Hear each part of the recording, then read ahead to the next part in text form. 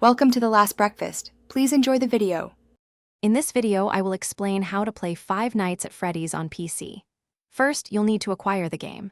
The most common way is to purchase it digitally from platforms such as Steam. Once purchased, download and install it.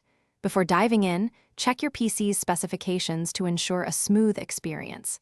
The game typically requires a modest amount of RAM, often around 2 GB, and a basic graphics card. After installation, launch the game and explore the main menu. The core gameplay revolves around surviving from 12 a.m. to 6 a.m. for 5 nights. You are a security guard in a pizza restaurant, tasked with monitoring animatronics. Use the camera system to observe their positions, but be aware that cameras consume power. Your power supply is finite, so judicious use of doors and lights is crucial. Closing a door or turning on a light drains power quickly, so only use them when absolutely necessary to fend off threats. To survive, you must develop a strategy. Focus on checking the most important camera feeds, particularly those leading directly to your office. Power management is key. Avoid unnecessary door closures or light flashes.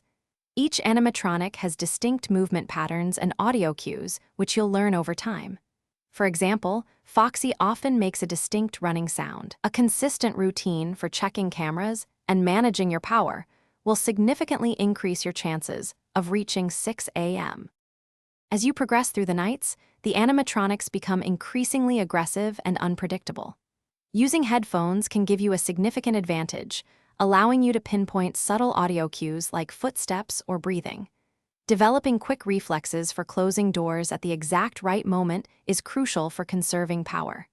Remember, practice makes perfect. Don't hesitate to restart a night if your strategy isn't working.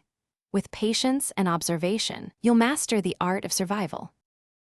Thanks for watching. If this was helpful, leave a like and consider subscribing. See you next time.